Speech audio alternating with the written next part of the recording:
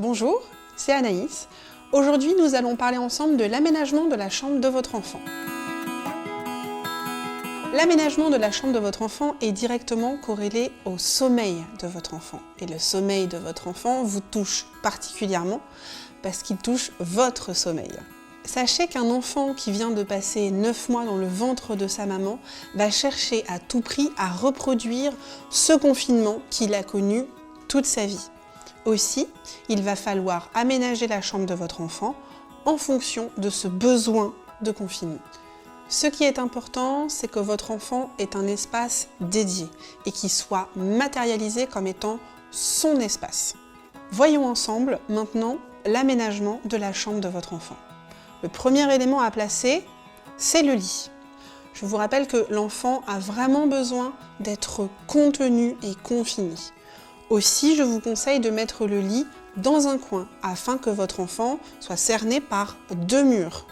Vous le verrez très vite, votre enfant ira toujours se mettre dans le coin de ces 2 murs. Vous allez ensuite veiller à ce que ce lit soit écarté de toute source de chaleur, mais aussi de tout courant d'air. Donc on l'éloigne d'un radiateur ou d'une fenêtre. Dernier petit élément sur le placement du lit. Mon conseil, si possible, faites en sorte que le lit soit visuellement accessible dès l'entrée.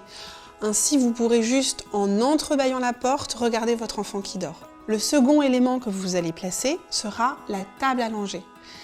Là, il en va aussi de la sécurité de votre enfant. Aussi, je vous conseille de ne pas mettre votre table allongée sous la fenêtre.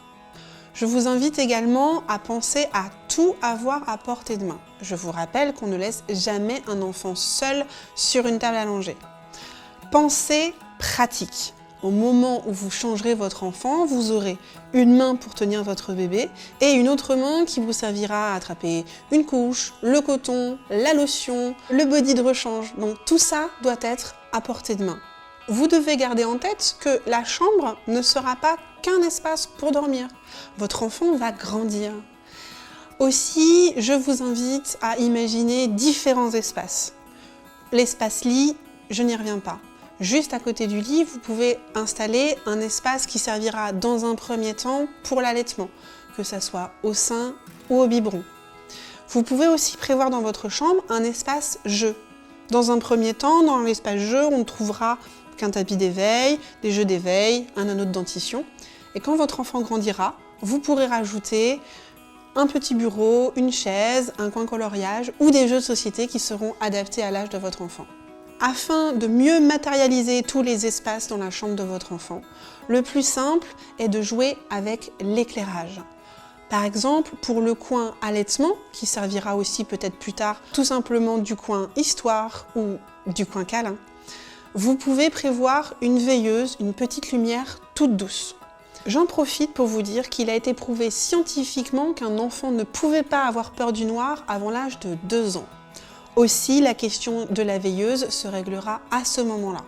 Certains enfants peuvent faire la demande d'une veilleuse. Parfois, le simple fait d'entrouvrir la porte suffira à rassurer votre enfant. D'autres enfants encore sont très à l'aise avec le fait d'être dans le noir. Encore une fois, faites-vous confiance et faites confiance à votre enfant. Pour terminer sur l'éclairage de la chambre, mettez-vous toujours à la place de votre enfant. Dans les premiers mois de sa vie, votre enfant va être allongé. Donc, pensez à ne pas le mettre sous un éclairage direct. Ses yeux sont fragiles, certes, mais même vous, vous n'aimeriez pas être allongé sous une applique. L'OMS vous recommande de veiller à ce que la température de la chambre de votre enfant ne soit pas trop élevée, entre 18 et 21 degrés. Cependant, si vous n'avez pas la possibilité de régler la température du chauffage dans votre maison, par exemple parce que vous êtes sur un chauffage central ou collectif, n'hésitez pas à découvrir tout simplement votre enfant. Dans le lit, je vous rappelle qu'on ne met rien d'autre qu'un bébé avec sa gigoteuse. Pas de tour de lit, pas de coussin, pas de doudou. Pour ce qui est de la déco, l'OMS ne recommande pas encore systématiquement de mettre du rose dans les chambres de petites filles et du bleu dans les chambres de petits garçons.